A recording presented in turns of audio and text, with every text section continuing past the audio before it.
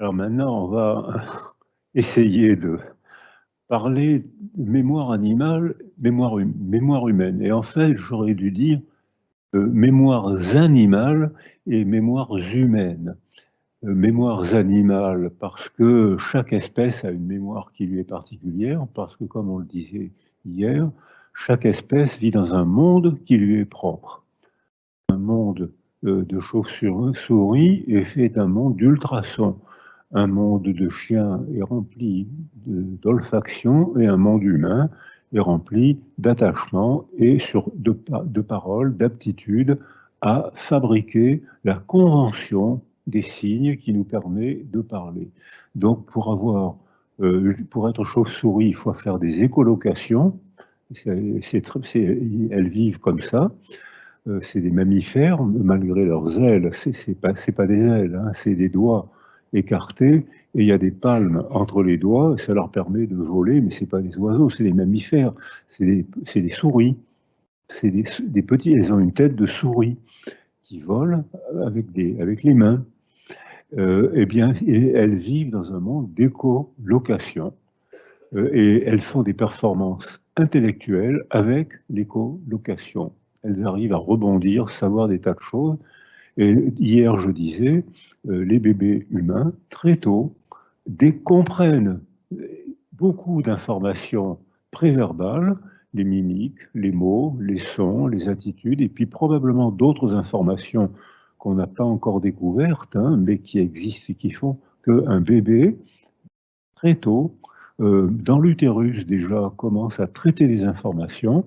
À la naissance, ces informations s'éloignent jusqu'au moment où, vers la 3e année, entre le 20e et le 30e mois, il y a l'explosion de la parole. Et en 10 mois, cette mémoire fantastique des bébés font qu'ils apprennent sans livre, sans école, la langue maternelle. Vous mettez un bébé dans un monde humain, il apprend à parler. Sans école, sans lit. Vous mettez un chien dans un monde humain, il n'apprend pas à parler. Parce qu'il ne sélectionne pas les mêmes informations, et surtout parce qu'il n'a pas le même cerveau. Photo suivante. Alors, voilà ici, je pense que la matinée, on va la passer dans mémoire saine, mémoire traumatique. Mémoire saine, c'est-à-dire, alors le mot important, c'est évolutif. La mémoire saine, elle est évolutive. C'est-à-dire que si on change, et on ne fait que ça, on vieillit, on apprend, on change de conception, on déménage, la culture autour de nous change, les récits culturels changent, et là, il y a une première distinction à faire entre la mémoire animale et la mémoire humaine. La mémoire animale, elle est essentiellement perceptuelle, comme les chauves-souris, comme nous, les bébés, comme nous encore adultes, on a une mémoire perceptuelle, mais en plus, nous, on a la mémoire des récits. On a la mémoire des mots, nos récits maternels, les récits du quartier et les récits culturels. Et comme il y avait une très bonne question hier, je ne sais pas, vous n'étiez pas là hier, sur la mémoire après la parole, la mémoire noétique. Noétique, ça veut dire dans l'esprit. Mémoire noétique, probablement, c'est ce qui nous donne accès à la spiritualité, c'est-à-dire accès à quelque chose, une sensation, une représentation qui n'a rien à voir avec la perception. Vous voyez ce que je veux dire? On se représente quelque chose d'impossible à percevoir, qu'on ne peut pas percevoir, et qui pourtant provoque en nous des émotions, et même qui gouverne nos conduites, qui gouverne notre manière de vivre ensemble. Donc ça, c'est la mémoire spirituelle qui n'est pas la mémoire religieuse. La mémoire religieuse, c'est la culture. Si vous arrivez au monde en Égypte aujourd'hui, vous aurez beaucoup plus de probabilités de devenir musulman que bouddhiste. Donc ça, c'est culturel. En revanche, la spiritualité, parce qu'on parle, on a accès à une représentation totalement impossible à percevoir, qu'on éprouve émotionnellement, je vous montrerai tout à l'heure, qui façonne même notre cerveau. C'est-à-dire qu'une représentation impossible à percevoir agit sur notre cerveau. Alors, donc, et ça, les animaux ne savent pas le faire. Je pense que les animaux n'ont pas le cerveau qui leur permet de décontextualiser complètement une information. Alors nous, humains, on vit dans un monde de perception, on perçoit, on alimente. Il y a des traces de mémoire. Il y a une dame qui a acheté le livre de Dohan hier, chez Odile Jacob. Il y a plein de très belles photos où on voit les traces de la mémoire. Bon, c'est dommage qu'elle ne soit pas là ce matin parce que on voit la tractographie, les traces que la mémoire fait dans notre cerveau. Alors, donc la mémoire saine, c'est une mémoire évolutive, puisqu'on vieillit, puisqu'autour de nous, nos relations changent tout le temps, puisque notre culture change tout le temps, puisque l'écologie change tout le temps. Donc la mémoire saine est évolutive. Et tout à l'heure, ça permettra de comprendre que avec l'âge, on change de mémoire. Alors que le préjugé, la pensée facile, c'est ce qui est dans ma mémoire, c'est la vérité. Ce qui est dans ma mémoire, c'est ce que je mets dans ma mémoire. Et je vous montrerai tout à l'heure des images qui disent que la mémoire, c'est un phénomène d'anticipation. On va chercher dans son passé les images et les mots qui nous permettent de composer un souvenir, une histoire de soi. Donc la mémoire, ce n'est pas le retour du passé, la mémoire, c'est l'anticipation du passé. On va chercher dans son passé les images, les mots qui constituent un souvenir. Et je vous dirai tout à l'heure, je préciserai ça tout à l'heure, les gens qui ont des lobotomies, donc un accident de voiture, donc que les deux lobes préfrontaux il y a des hématomes. Quand l'hématome se résorbe, il y a un trou à la place des deux lobes préfrontaux. Et ces gens-là, le lobe préfrontal, c'est le socle neurologique de l'anticipation. Eh bien, ces gens-là ne peuvent plus raconter leur vie, puisqu'ils ne peuvent plus, on leur pose des questions. Vous êtes né à Marseille? Non. Où est-ce que vous êtes né? Vous êtes né à Marseille? Ah non, je suis né à Mons. C'est-à-dire qu'ils ne peuvent plus aller chercher les souvenirs, alors que c'est parce qu'ils savent où ils sont nés, mais ils ne peuvent plus aller chercher le souvenir. Donc ça, c'est pour illustrer l'idée que la mémoire, c'est pas le retour des informations passées, donc c'est une action, c'est une intention, il y a une mémoire intentionnelle. On va chercher dans son passé les images, les mots avec lesquels on compose un souvenir, ce qui explique nos divergences de mémoire. Il y a des divergences individuelles. Les frères et sœurs, quand on demande à des frères et à des sœurs de raconter leur enfance, et comme on disait hier, ils n'ont pas les mêmes parents. Personne ne ment. Ils n'ont pas les mêmes parents. Parce qu'ils ne vont pas chercher les mêmes souvenirs, parce que le numéro 2 qui arrive au monde n'a pas la même mère que le numéro 1. La mère est plus âgée. Il y a un bébé qui est déjà là. Donc cette anticipation de la mémoire, elle peut changer, ce qui explique la possibilité de psychothérapie. Quand on a un trauma, les gens qui n'ont pas de mémoire évolutive répètent toujours la même chose. Pourquoi est-ce qu'on m'a fait ça? Pourquoi est-ce que j'ai réagi comme ça? Pourquoi est-ce que personne ne m'a aidé? Pourquoi est-ce que je suis tout seul? Ça revient la nuit sous forme de cauchemar. Les gens sont prisonniers du passé, ils ont une mémoire pathologique, c'est le syndrome psychotraumatique, parce que personne ne les a aidés à faire évoluer la représentation de leur passé.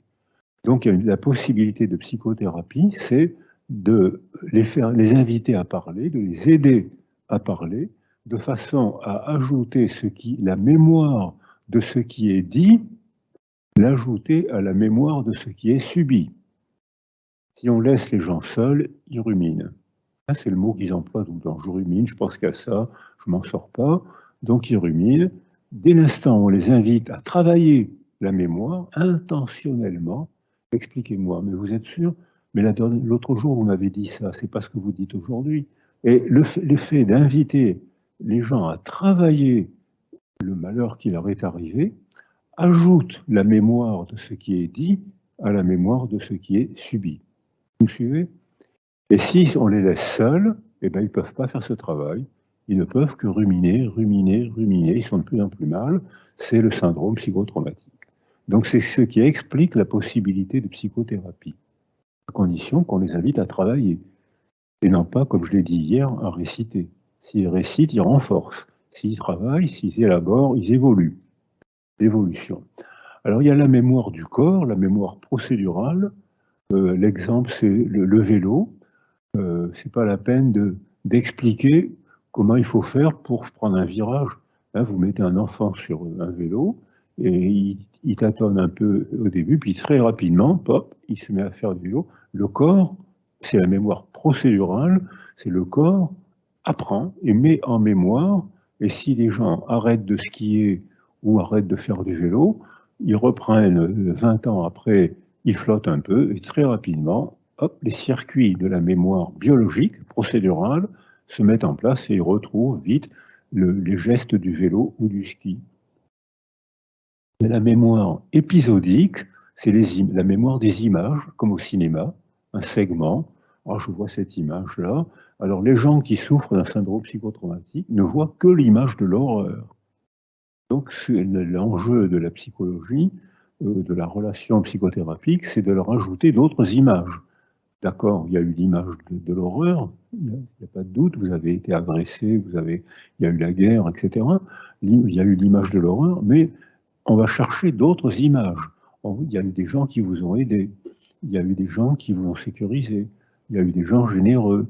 Donc, en ajoutant en ajoutant une autre forme de mémoire, on fait évoluer la mémoire traumatique. Puis ensuite, il y a la mémoire sémantique. Alors la mémoire sémantique, c'est la mémoire des mots. Je sais que j'ai toujours été mauvais en maths. Quand je dis ça, c'est un savoir, c'est une mémoire sémantique. C'est mes mots qui fait que j'ai toujours été mauvais en mathématiques. Je n'ai pas d'image là-dessus. C'est une phrase. Je le sais, j'ai été mauvais en maths, je n'ai pas d'image à mettre. Si je me mettais une image, un prof de maths qui m'a humilié, donc les enfants en Occident, en Europe, les enfants ont la terreur des mathématiques, alors qu'en Birmanie ou dans des pays asiatiques, tout le monde est bon en maths. Donc là, il y a probablement un problème éducatif. Là. Je pense que les profs de maths, mon petit-fils est prof de maths actuellement, les profs de mathématiques terrorisent les enfants. Et en terrorisant les enfants, ils bloquent les apprentissages. La peur n'est pas un stimulant. Ce qui est stimulant, c'est l'envie de comprendre, c'est le plaisir de partager. Et la peur inhibe. Quand on a peur, on a envie de se cacher ou de fuir, ou d'agresser. Mais on n'a pas envie d'apprendre. Or, quand on fait peur aux gosses pour les mathématiques, eh ben, ils deviennent mauvais en mathématiques. Alors que dans les pays asiatiques, ils sont bons, les garçons, les filles sont bons en mathématiques, parce que probablement les méthodes éducatives sont différentes, et les profs de maths, ce que j'ai vu au Japon, jouent avec les mathématiques. Mon petit-fils qui est surprenant en mathématiques dit c'est un jeu, c'est comme le jeu d'échecs, eh ben, les autres, ils disent pas ça. Les autres, ils disent j'ai peur des maths, ça me casse les pieds, je comprends rien. Donc là, il y a quelque chose qui n'a pas été compris dans nos pays occidentaux. Alors la mémoire traumatique, eh bien, j'en ai parlé, c'est la mémoire figée, c'est la répétition. Je ne pense qu'à ça, je ne m'en sors pas. Et photo suivante. Alors ce que je viens de vous dire, ça pose un problème qui, j'espère, va vous bousculer. Le travail a été fait par Denis Offert. Mais alors le travail, je me rappelle, il prend une population de 77 adolescents âgés de 14 ans et il leur pose 50 questions. Il garde les questions. Et puis chacun va de son côté, il garde les adresses. 30 ans après, il a gardé les adresses, il retrouve 67%, ils sont devenus adultes, et il en retrouve 67, il a perdu la trace de 10 adolescents devenus adultes, mais il en retrouve beaucoup. Il leur repose les mêmes questions, mais qu'il a gardées. Et les gens ont oublié leurs réponses. C'était il y a 34 ans, donc ils ont oublié leurs réponses. Mais lui, il a les papiers. Et parmi les 50 questions qu'il a reposées, j'en ai pour isoler 3. Quand les jeunes, les adolescents avaient 14 ans, est-ce que vous vous ennuyez à l'école? 28% répondent, je m'ennuie beaucoup à l'école. 34 ans après, il leur repose la même question. Est-ce que vous vous êtes ennuyé à l'école? C'est plus 28%, c'est 58% qui disent qu'est-ce que je me suis ennuyé à l'école. Ça a déjà changé, ça a déjà évolué. Est-ce que vous étiez populaire à l'école? À 14 ans, 25% disent oui, ça va, j'ai assez de copains, des copines, ça va, je me débrouille bien. Quand ils reposent la même question à des hommes et à des femmes de 48 ans, 53% disent qu'est-ce que j'étais populaire, j'avais plein de copains, les filles étaient folles de moi. Donc ça veut dire que ça c'est vraiment remanié. Et puis il a fait son premier travail à l'époque où les professeurs avaient le droit de battre les enfants. Malheureusement, c'est plus possible aujourd'hui. Et donc, mais c'était l'époque où, surtout en Angleterre, on battait les enfants, on battait les étudiants. Et la loi anti... Alors oui, ça, j'ai connu ça. T'as compris le théorème de Pythagore? Viens ici, hein, mets tes mains comme ça. Bam, on recevait un coup de règle sur le bout des doigts. Ça faisait très très mal. Et hop, on comprenait le théorème de Pythagore. C'est-à-dire que ces belles méthodes éducatives ont disparu, ce qui explique pourquoi on est mauvais en maths. Donc, je crois que il y a une loi en Angleterre. En France, il n'y a pas eu de loi parce que il y a une loi anti-fessée en France, mais elle est récente. En revanche, j'ai connu l'époque où les profs tapaient sur les étudiants, donc ça a amélioré les résultats, mais en Angleterre, il a fallu passer une loi parce que j'ai discuté avec beaucoup d'étudiants qui, par exemple, quand ils faisaient un échec, recevaient des coups de fouet sur les fesses, cul nu, devant la classe. Ça a amélioré sûrement les résultats. Donc ça a humilié les gosses, ça les humiliait. Et quand une fois, à quel âge de 14 ans, est-ce que vous êtes humilié par les châtiments corporels? 82% des gosses, des jeunes répondent « Je suis très humilié quand me battent en public, d'être battu en public ». Et à l'âge de 48 ans, ils ne sont plus que 30%, parce qu'ils disent presque tout. J'en ai vu d'autres, oh, c'était pas si grave que ça, j'en ai vu d'autres. Ce petit travail de Denis Offert, que je cite souvent, prouve que la mémoire est évolutive, parce que quand on vieillit, on rencontre d'autres circonstances, des succès, des échecs. On a tous notre part de succès et d'échecs. Et donc ça nous amène à voir, à historiser ce qui s'est passé. On le voit autrement parce qu'on a vieilli, parce qu'on a eu d'autres expériences, on a eu des victoires, on a eu des pépins, et donc on historise, on voit autrement ce qui nous est arrivé. Ce qui explique pourquoi, dans les familles, il y a des désaccords parfois violents, chacun est convaincu d'avoir raison, et chacun a raison, parce que chacun a fait son travail de mémoire différent.